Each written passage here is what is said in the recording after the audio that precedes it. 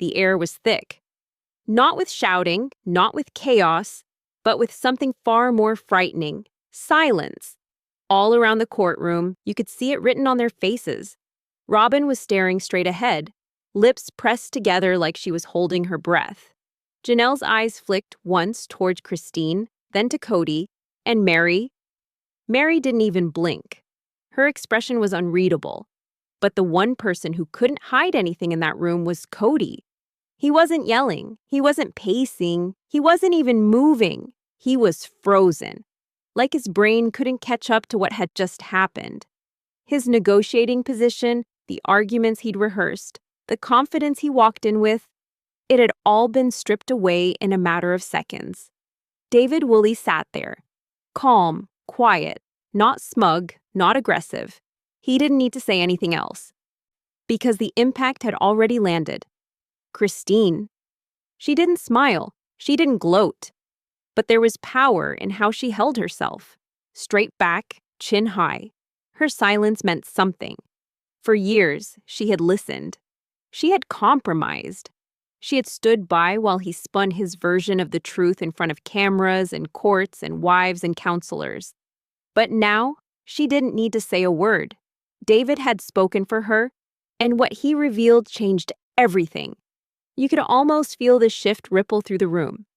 This wasn't just about legal custody or time-sharing agreements or financial settlements. It was something much deeper, something personal. Kody had been trying to hold on to the one thing he believed he still controlled: the narrative, the story he told himself and told the others about what happened between him and Christine, about why the family was falling apart. But when David stood up, that story shattered. And the way it shattered? That's what stunned everyone the most. There wasn't a dramatic speech, no brutal confrontation, just clean, impossible to refute evidence, and a tone of absolute finality. As if David hadn't come to invite negotiation. He came to shut it down.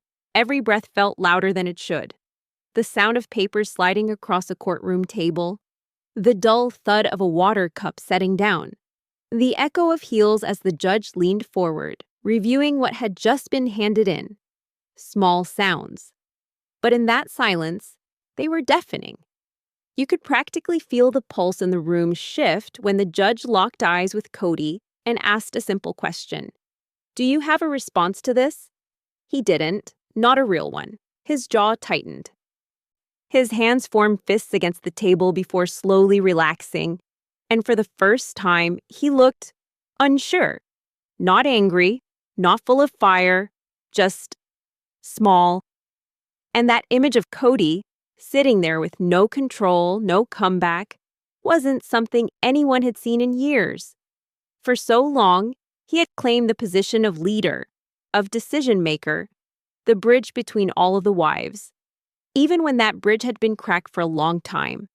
But now, in front of Christine, Robin, Janelle, Mary, and the legal system that held no space for emotional outbursts or spiritual justification, he looked like a man who had finally run out of road. This wasn't just the collapse of a negotiation. It was the collapse of control. And David Woolley didn't scream or fight to make that happen. He stepped in with quiet strength, with respect, for Christine, for her story, and for her future. That's all it took. And Christine, she never looked back at him that day. Not once. Because she didn't need to. What hit Kody harder than any legal loss was the realization that someone, finally, fully, had stood beside Christine in a way he never did. Someone defended her not with explanations, but with proof. Not with noise, but with clarity. And the wives, those who had seen Kody twist and stretch every confrontation into his own narrative, saw this too. And they didn't argue. They didn't defend. They sat, they watched. And in their silence, there was an agreement. Christine was done. And this time, there was no coming back. What came next? That's when the emotional fallout began. Because silence can only hold back the storm for so long. It didn't start in that courtroom, not even close. That moment, when Christine sat strong and silent and Kody sat powerless, was the end of a journey that had been building for decades. Because before David, before the legal shift, before the silence that stunned every person watching, Christine lived through years of feeling invisible, unheard, and dismissed. And she stayed. Year after year, she tried to hold on, tried to believe things would get better, but they didn't. In the early seasons, you could see it in her face, smile on the outside, but something in her posture never fully at ease. A kind of quiet tension that came from always being the one to bend, to be patient, to accept less, and pretend it was enough. She took the late-night responsibilities with the kids, filled the house with warmth, tried to keep the peace even when her heart was screaming. And all the while, she watched the man she married drift further and further into favoritism. She saw it. Everyone did. The shift toward Robin wasn't gradual. It was obvious. And as Robin's presence grew stronger, Christine's place became less secure. Conversations stopped including her. Family decisions started happening without her input. And worst of all, love, real love, turned into obligation. But Christine didn't walk away easily. Her loyalty was deep. Not just to Kody, but to the idea of the family. She had sacrificed her youth for this lifestyle. She believed in spiritual marriage. She believed in sisterhood. Those beliefs didn't vanish overnight. They broke down slowly and painfully. By the time season 17 aired, something had finally shifted inside her. And we saw it, clear as day, in those raw, honest, and deeply emotional conversations between her and Janelle. The masks were coming off. Christine wasn't hiding behind being the happy one anymore. She was exhausted. And Janelle, she was one of the few who truly saw her for what she had endured. They talked like friends, like sisters.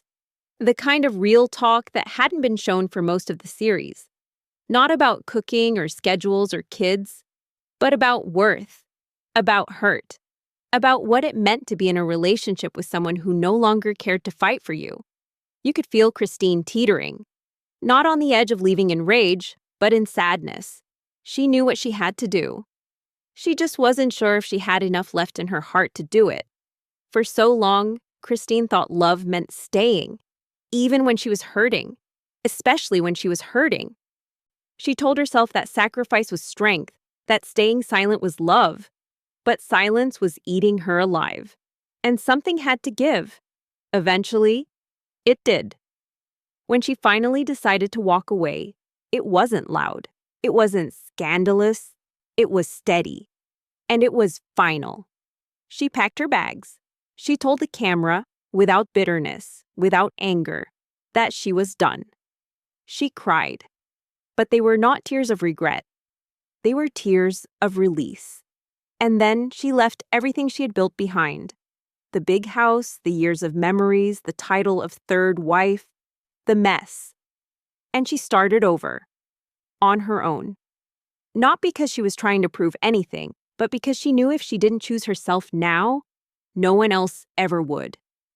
And for a while, she stayed quiet, rebuilding in Utah, focusing on her kids, finding joy in the small things, cooking classes, local outings, fresh paint on her new walls. It was the first time in her adult life that she was creating a life without worrying about being pleasing enough to someone else. She wasn't looking for a man. She wasn't chasing affection. She wasn't trying to fill a void. She was healing all the wounds that had been ignored for too long, finding worth in her own reflection. That strength didn't come from another person. It came from finally understanding who she was without being someone's partner, someone's support system, someone's second thought. And then came David. He didn't walk in and fix everything. He didn't try to rescue her. He didn't need to. Because by the time he showed up, Christine had already done the work. She had already saved herself. That's what makes their connection different. He didn't fall in love with someone broken. He saw the woman who had climbed out of the storm and stood tall. And he simply said, "I see you." For the first time in her life, Christine didn't have to shrink herself to be loved, and she didn't need permission to leave, or to speak, or to be. David wasn't the reason Christine left. He was what came after she finally let go. David didn't show up in Christine's life with grand gestures. No flowers on camera. No emotional monologues. He didn't try to become a hero. He simply showed up. And for a woman like Christine, who had already fought and survived the emotional deep end, that quiet consistency was everything.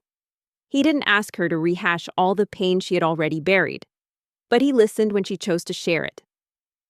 Those moments weren't loud. They happened over dinners at home, in the car, during walks. Nothing posed, no audience. What struck Christine was how carefully he handled her story. Not with pity and not with judgment, with respect. And maybe more than that, with belief. Because for years, Christine had been pushing her truth through walls of denial. She'd spoken with therapists, told her sister wives, tried explaining over and over what she needed in that marriage, only to be told it was too much, or not the right time, or that she needed to be more understanding. David never asked her to explain why she left. He only asked what kind of life she saw for herself after.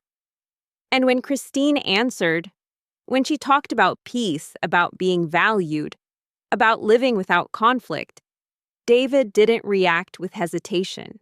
He smiled. Because to him, that life already made perfect sense. They didn't rush anything. Christine had been rushing and pushing and stretching herself thin for years. Now, she wanted stillness. And David gave that to her? No demands, no performative love, no cameras, no religious structures forcing definitions either. For all his quiet strength, it's easy to forget that David noticed everything. He stayed in the background for a while, watching, learning, supporting. But there was one moment, one particular event, when that quiet presence turned into something else entirely. He could no longer watch Kody twist Christine's past for his own control. It started with a simple letter, legal paperwork tied to Christine's assets and property transition. Kody had inserted new conditions, quietly. Things that would have tied Christine financially back into joint family assets, even after their separation had been emotionally and physically finalized. It read like sneaky logistics, but David knew exactly what it was. A move to trap Christine again. Not out of love or fairness, but out of a desperate need to reclaim power. It was passive, but sharp. And it sent a message. You might think you're free, but you won't go far. David never raised his voice. He didn't storm into a meeting. He didn't blast Kody online. Instead, he spent one weekend gathering every document, every recorded statement, every legal precedent that applied. Not to fight, but to close that door, for good. He'd seen enough. And more importantly, he wasn't just Christine's partner now. He was her witness. And he wouldn't let her be pulled back into a web that only ever served Kody's ego. Kody never saw it coming. He still saw David as just the new guy, the outsider, the man who didn't understand their background, the family structure, or the spiritual complex that bonded the Browns for decades. He assumed David wouldn't speak up, that he wouldn't get involved, that he wouldn't even understand what was happening. But while Kody was dismissing him, David was preparing. Not because he wanted revenge. David wasn't fueled by spite. He just didn't want to see Christine lose the peace she worked so hard to find. The legal filing was direct, unmistakable. There was no wiggle room left. The conditions Kody had buried in fine print were exposed, challenged, and neutralized before they even left the judge's inbox. And the way Christine looked at David after that moment, it wasn't dramatic. It wasn't overflowing with tears. It was the calm relief of someone who finally believed they were safe. Back then, Kody didn't think twice. He brushed David off as irrelevant. A new man clinging to the attention of a woman who never had staying power. He thought David would bow out once the drama got real. What he didn't realize was that David wasn't in this to win. He was in it to make sure Christine never had to fight the same fight again. And by the time Kody finally understood what David was capable of, the damage was already done. The build-up to the courtroom showdown didn't start with lawyers or documents.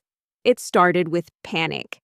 Kody had lost control over something he never thought he'd have to fight for: narrative. And once Christine announced her departure, not just emotionally but legally, everything shifted. He tried to act indifferent in front of the cameras. He kept saying that Christine was making a mistake, that she was overreacting, that she didn't think things through. But his behavior behind the scenes said otherwise. He was losing grip. Not just on her, but on the structure he spent nearly 3 decades controlling. And it broke him in ways he refused to admit. This wasn't about love anymore, it was about leverage. Kody understood one thing better than most. When emotional influence fades, legal force becomes the last weapon. So he turned to the paperwork, the property lines, custody logistics, financial claims. He believed that in the fine print, he could still tighten the grip, just enough to complicate Christine's exit. Not because he thought she would come back, but because he wanted to punish the freedom her clarity gave her. Christine had moved to Utah. Her heart had exited that relationship long before she changed her address.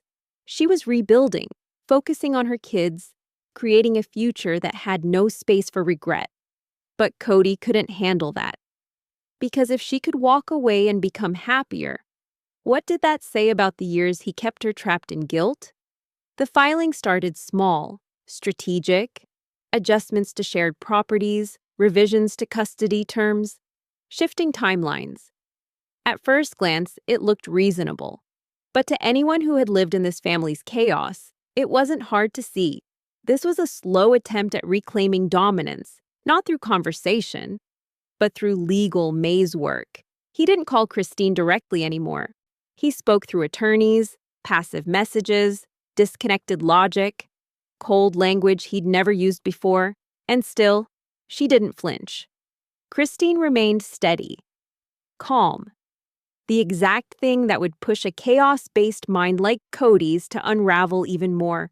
While he kept escalating, she stayed grounded. Her lawyers came prepared with facts, no fluff, no tangled emotion. Then came the parental negotiation, Kody's final shot. He pushed for shared parental say, not out of necessity, but control. He wanted to know what Christine was planning, where she'd live, who'd be in her house. With each clause he added, it was clear. This wasn't about the kids. He wasn't asking for more time. He was asking for permission to monitor, to place himself in a space where he no longer had presence. Christine didn't argue. She let his words speak for themselves. And the more he talked, the more obvious it became. This wasn't a father protecting his role. This was a man trying to anchor himself to a ship that had already sailed. The judge asked questions, straightforward ones, and each time, Kody's answers wobbled. He was defensive, emotional, not grounded in facts. You could hear it in the room, the undercurrent of someone losing their stance. He blamed lack of access, claimed betrayal, complained about everything Christine had done wrong. But none of it had legal footing. It was pure chaos, folded into tidy sentences. But Christine didn't respond to most of it. She didn't smile. She didn't interrupt. She didn't even blink.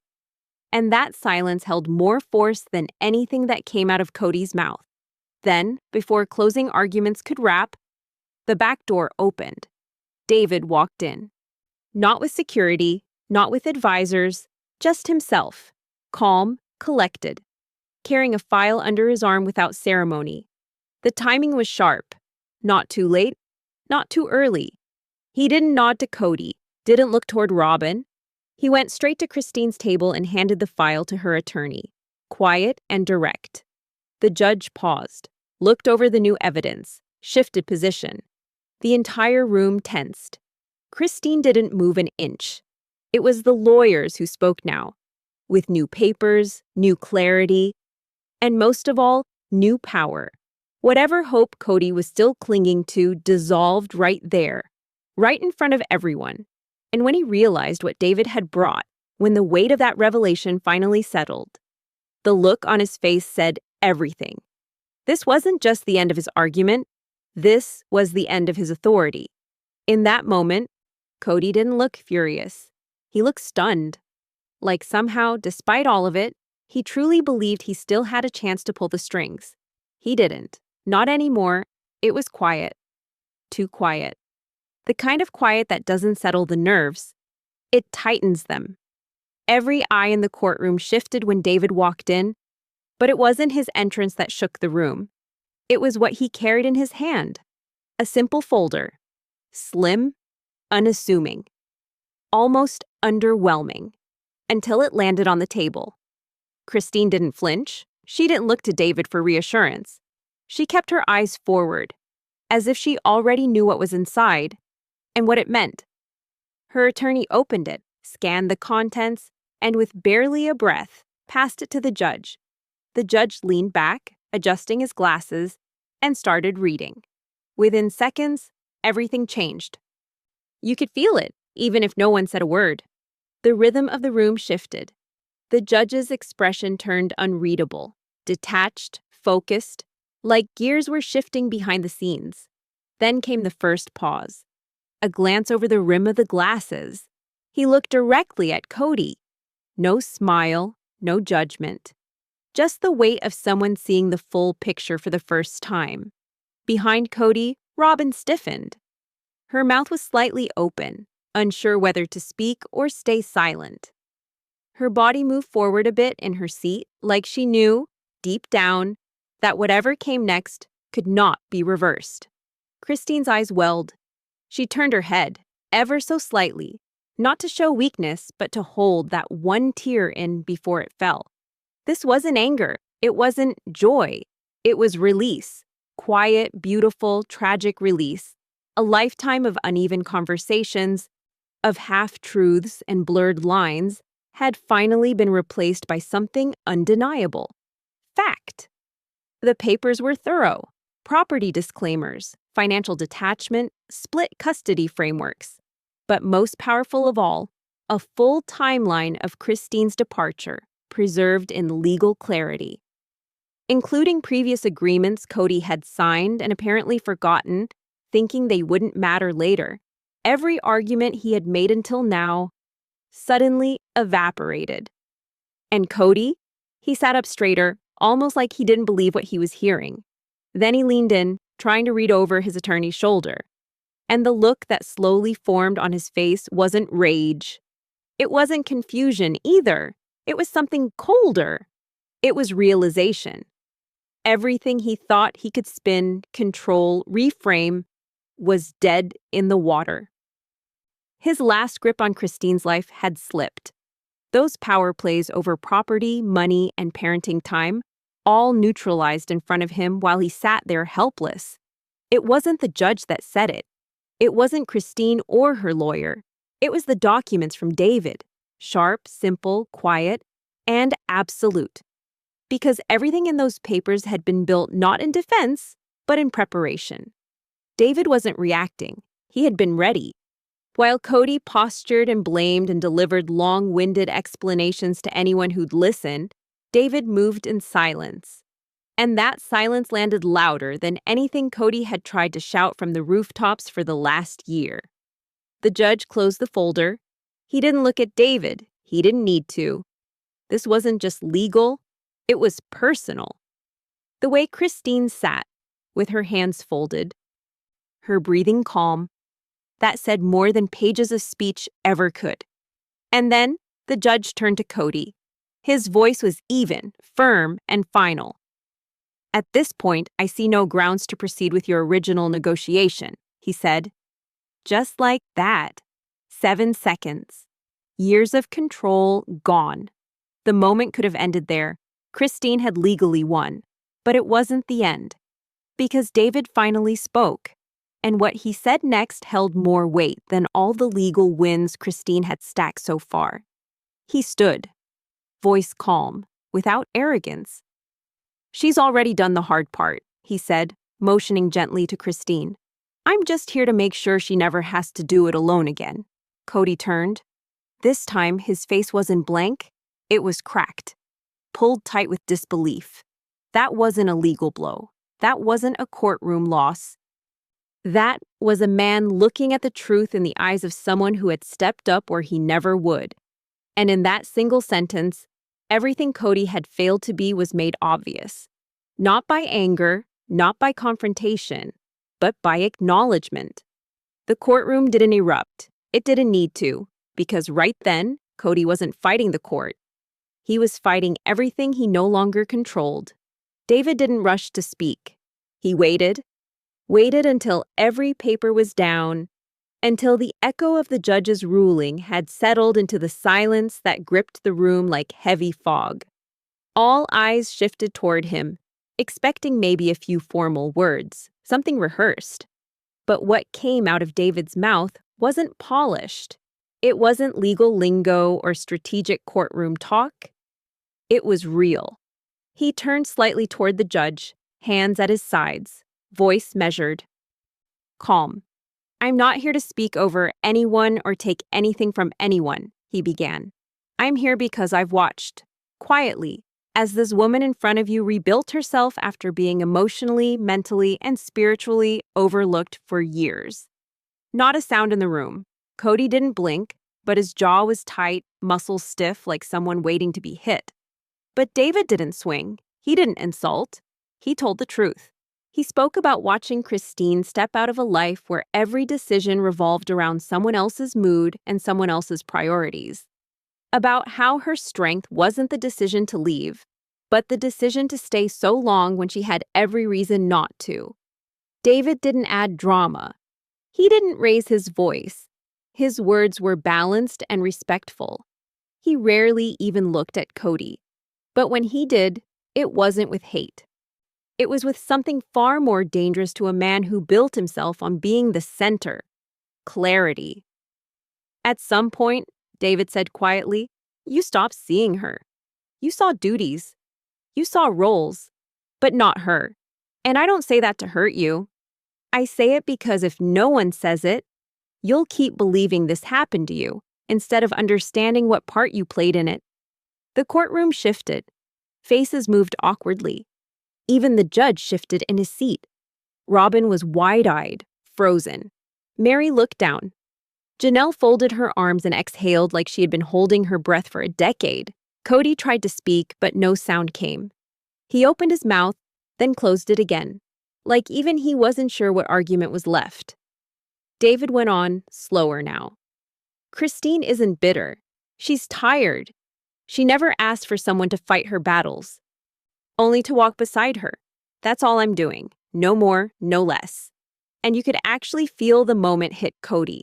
Not just physically, but emotionally. His defenses, the explanations he'd leaned on for years. That she was disloyal, that she didn't try, that she was unstable. None of that stood up against this. Because David's words weren't rage-filled. They weren't theatrical. They were quiet, controlled. The kind of quiet that cuts through noise in a way yelling never could. Kody turned toward Christine, not in anger, but with a kind of disbelief, like he didn't recognize her anymore. That woman sitting calmly in front of him wasn't the one who used to cry in confessionals, trying to make sense of the silence in their marriage. She wasn't pleading. She wasn't explaining anything. And for the first time, Christine met his eyes. Not with venom, not with sarcasm, but with complete, unshakable clarity. There was nothing left behind her eyes. No guilt, no second-guessing, no regret. She didn't need him to understand. Because she finally did. And that was what broke him more than any document or court ruling ever could. He hadn't just lost her. He'd lost the place she used to keep for him in her heart. Everything that had once been his, her attention, her faith, her strength, had been taken back. Not to be given to anyone else, but to belong to herself again. The room stayed still. Even the judge didn't interrupt. This wasn't a legal dispute anymore. It was the final echoes of a story that had stretched painfully over years. David wasn't there to fight. He was there to close the book with grace. And Christine, steady, purposeful, finally turned away from Kody. Whatever weight she had carried from being ignored, undervalued, ridiculed, erased, it fell off her like dust. She stood up not as someone's ex-wife, not as a cast member, but as a woman free beside a man who never tried to fix her, only stood with her when she decided she didn't need fixing. And from the back corner of the room, Kody sat alone, swallowed in the quiet, no words, no more ground to stand on. What had been pride, shattered. What had been control, gone. All that was left was silence. And for the first time in the entire process, he didn't interrupt it. The moment held, stretching longer than it should have. The courtroom had gone quiet after David's words, but the real tension was now wrapped around the women seated just a few rows back. Robin, Janelle, Mary, each one frozen in their own way. All three had lived through years of the same man, the same patterns, the same unraveling that had quietly eroded the foundation beneath each of their lives. But now, faced with the finality of Christine's freedom, that silence wasn't passive. It was personal. Janelle sat slightly leaned forward, her fingers pressed together, elbows on her knees. Her face didn't move much. But her eyes?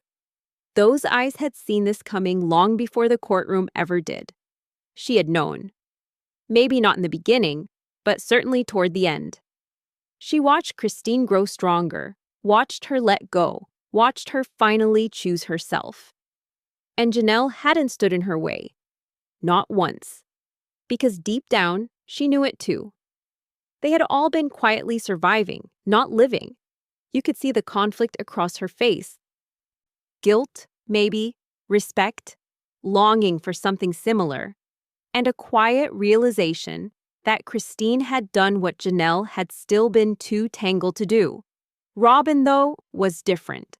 Her gaze was fixed on Christine, but not in anger. In stunned disbelief. Her world had revolved around being the peacemaker, the last one in, the one always caught in the emotional crossfires between Kody and his other wives. She'd said she wanted harmony. She'd cried about wanting everyone together. But when push came to court, when decisions required sides, she sat and watched the woman she once called sister wife walk straight out of the family with dignity. She looked wounded, not from betrayal, but from losing something that always felt slightly out of her control. Everyone's approval. Robin had leaned into the role of Kody's closest. And now, watching Christine finally break free, she must have wondered what that closeness cost. There was no defense forming on her lips, no attempt to justify him. Not this time. And then, there was Mary, still as stone, no tears, not even a twitch. She sat with her arms folded, legs crossed at the ankle, her expression practically carved out of glass. Of the wives she had stayed the longest, endured the most emotional distance, been pushed the farthest away, yet kept near enough to always feel the sting. Her silence wasn't resignation, it was detachment, complete, measured, finished. She didn't even look at Kody. She hadn't for most of the day. If Christine's freedom was a spark, Mary's silence was the ash of something that had long since burned out. Years of being the forgotten wife had hardened her in a way even Kody didn't seem to notice anymore. And yet, none of them moved. None stood to speak. No one crossed the aisle to support him. Not even Robin.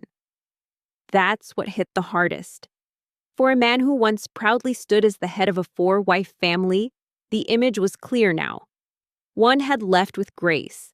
One sat quietly broken. One sat emotionally gone. And one said nothing at all. They weren't a united front. They weren't a family pulled painfully close by loyalty. They were four women, each at their own emotional breaking point. And Kody was alone in his silence. Christine had found her voice. David had spoken her truth aloud. The judge had drawn a line. And now, in that courtroom, the people who once could have shielded him with support were no longer standing behind him. They had watched, they had listened. And by the end of it all, no one stood to defend him. Not Janelle, not Mary, not even Robin. The cameras didn't stop rolling after the courtroom emptied. They didn't need a dramatic script or a staged moment this time. Reality wrote itself. As the doors swung closed behind the judge and the murmur of people collecting their things began to fill the space again, Kody stood there, still, like his entire world had been frozen in a single blow. But now, it was melting around him, fast. He didn't speak at first. He walked to the corner of the room and pulled at his collar with both hands, like the weight on his chest had gotten too tight to breathe. And then, he exploded, pacing back and forth in the hallway, fingers pressing into his temples, muttering under his breath, louder, then louder again. The cameras followed, at a distance. His anger wasn't sharp anymore, it was scattered. Every word was drenched in frustration, but beneath it all, there was something different than viewers had seen before. It wasn't righteousness, it was fear. He accused Christine of making him look bad. He called the court blind, accused David of trying to steal his place. For a brief second, he turned to the producers behind the lens, asking how this was going to be edited, how they were going to spin this too. But deep down, everyone watching could see there was nothing left to spin. For seasons, Kody had been loud, dominating, always ready with a defense, an angle, a reason why he was the one being misunderstood. But today, the echo bouncing off those cold courthouse walls felt different. Anger without power is just noise. And for the first time, his voice didn't carry authority. It carried emptiness. A long hallway, lights humming above, and Kody, a man once surrounded by 4 wives, now pacing alone with no one following him out, no one asking if he was okay, no one agreeing, even silently. All the fire he had used to hold power over the family, blown out not by Christine, not by David, but by truth. Quiet, steady, undeniable truth. Outside the courtroom, Christine stepped into the sunlight with David beside her. They didn't speak into the cameras. They didn't hold a press conference. There were no attention grabs, no revenge speeches.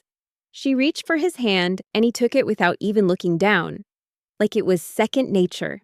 No ceremony, just understanding. Cameras zoomed in on her smile. It wasn't smug. It wasn't even giddy.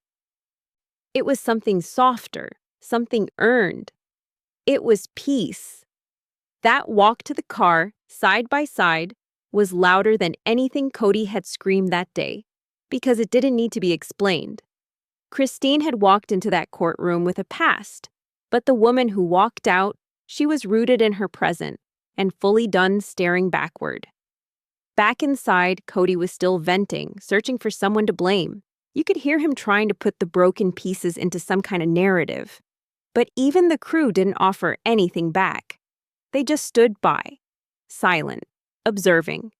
He pulled at his hair once, slapped the wall with his open hand, turned in circles like if he just moved fast enough, a strategy would come to him, but nothing came. Because there were no pieces left to rearrange. Christine had taken back her story. The wives who once stood next to him had quietly shifted away. And now, with nothing left to control, nothing left to fight for, and no one left to convince, Kody stood alone in the middle of that hallway. And for once, he looked small. There was no camera move dramatic enough to soften the truth. This wasn't a fall from power. This was a man who pushed everyone away until they had nothing left to give. And when that moment finally sank in, the realization that the world had moved on without him, even his voice gave out. All the shouting, the defensiveness, the curses under his breath, it ended in silence. A long pause, one last sigh, and then finally, he walked out too. No one followed. The courtroom may have emptied out in silence, but the reaction outside was anything but quiet. As the final scene hit screens across America, phones lit up. Tweets flew in by the second. Instagram threads exploded. And Reddit? It became a digital bonfire. Fans had been watching this story unfold for over a decade, but something about this episode, this moment, it changed everything. People weren't reacting like they were watching a reality show anymore. They were reacting like they'd just witnessed justice, truth, and dignity finally have their moment after years of emotional chaos. No more guessing games, no more giving Kody the benefit of the doubt. His performance unraveled in front of millions, and viewers stopped seeing a passionate father or misunderstood husband and started seeing behavior that looked a lot like manipulation. Christine, on the other hand, was reborn in their eyes. Posts started pouring in. She carried that family for years and still walked out with grace. The way she looked at Kody at the end, that was strength in its purest form. Not all heroes wear capes. Some wear emotional scars and still walk proud. For years, Christine had been dismissed not just by Kody, but by parts of the audience too. They called her dramatic, emotional, difficult. But now, that label didn't fit anymore. She wasn't viewed through the lens of a leaving wife. She was viewed as the one who woke up, stood up, and stepped away, with her head held high. On Reddit, longtime fans revisited early episodes.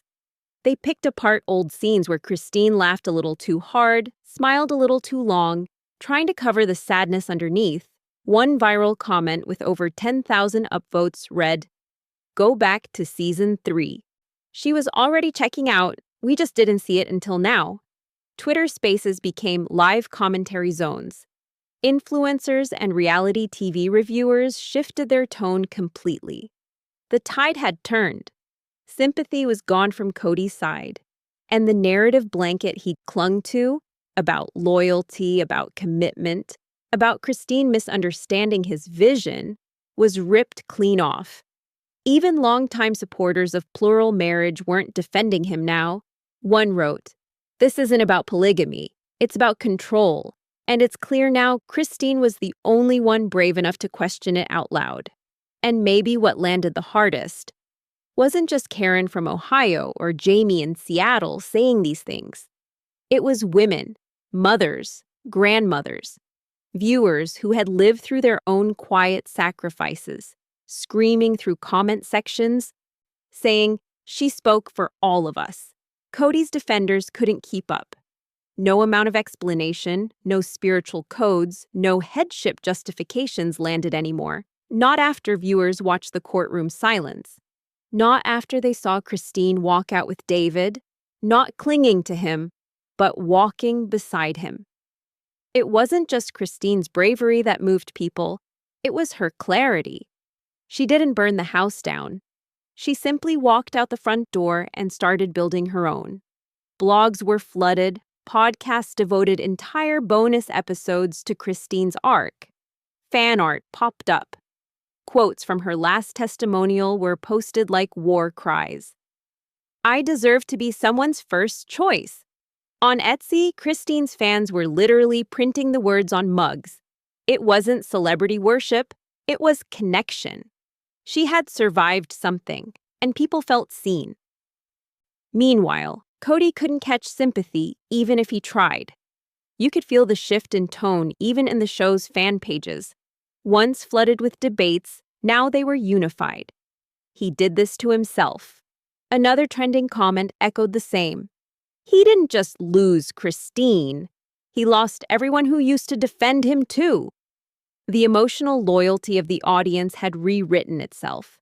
Christine was no longer cast as the third wife, or the emotional one, or even the wife who left. She had become the one who saw it through, who stared shame in the eye, picked up her pieces, and walked into her next chapter without needing revenge. She didn't lash out, she didn't crumble, she rose. And maybe of all the voices speaking out online, one simple comment captured it best. She didn't just walk away. She walked tall. And that's exactly how it felt. Christine doesn't talk much about the courtroom now. She doesn't need to. That part of her story, the years of waiting, of hoping he would change, of bending herself to fit someone else's version of love, is over. And she doesn't relive it in her words because it no longer lives rent-free in her spirit. She's free now, fully. That's not something you scream about. That's something you live. She wakes up in her home without tension hanging over her family room. She cooks breakfast without wondering who will join, who won't, who's still choosing her in silence while loving someone else out loud. Her children laugh, louder now. Her eyes don't scan rooms the way they used to, bracing for moods, code switching to survive emotional whiplash. That's gone. Her phone rings. And it's David, not calling to question or correct, but to check in, to ask about her day, to bring her coffee without her having to hint at it. Love now feels light. Not because it's perfect, but because it's not conditional. It doesn't play favorites. It doesn't withdraw when it's uncomfortable. It doesn't silence her needs. And that alone is everything she was ever asking for. There's a version of this story where Christine ending her marriage might have come sooner, but truthfully, this was the time, because she had to arrive at peace on her own. No one could rescue her from the weight of that family. She had to walk through it, year after year, in silence, in sacrifice, in strength. By the time David came along, Christine wasn't looking for love. She was finally full enough to recognize the kind of steady love she'd never thought was possible. And what about Kody? There's no reunion episode that can patch together what fell apart. There's no edit that can save his narrative. The silence around him now isn't temporary. It's earned. He once believed the moral high ground belonged to him, that if he held on to principle, the truth would land on his side. But holding on to power is not the same as holding on to people, and he learned that too late. What shattered his illusion wasn't Christine leaving. It was David standing beside her, calm, prepared, loyal, and doing what Kody refused to do for decades. Protect her peace instead of disturbing it. Christine didn't rise from the fire. She carried the fire out with her and used it to light something new, something stable. And outside all the noise, outside the courtroom and the talking heads and trending hashtags, Christine now exists in a space Kody has no access to, no say, no pull. She sits around a table on a Saturday night with her kids, without looking toward a front door, wondering who may or may not walk in. She laughs without swallowing it back. She chooses furniture based on her taste. She drives without needing approval. She lives on her own terms. And her life isn't a stage anymore. It's hers. That's not freedom born from rebellion. That's freedom born from exhaustion, from clarity, from finally saying, enough. Kody doesn't hold court now. There are no more family meetings where his voice is king. No more strategizing behind closed doors. The patriarch has disappeared from the center, and not because he was pushed out, but because no one kept circling around him. And as for David, he's not the reason Christine is powerful now, but he's the one who matched her energy when she finally remembered her worth. He doesn't pull her forward. He walks beside her, steady and sure. And that balance is everything. This wasn't just the end of a long relationship. It wasn't just a divorce.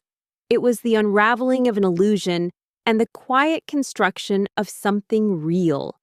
Christine didn't need grand gestures to free herself. She needed truth. And when it came, she held it gently, but without apology. So now, as old fans rewatch the earlier seasons, listening to Christine ask for time, for help, for attention, many of them say the same thing. Now we see it. The heartbreak was always there, but the silence?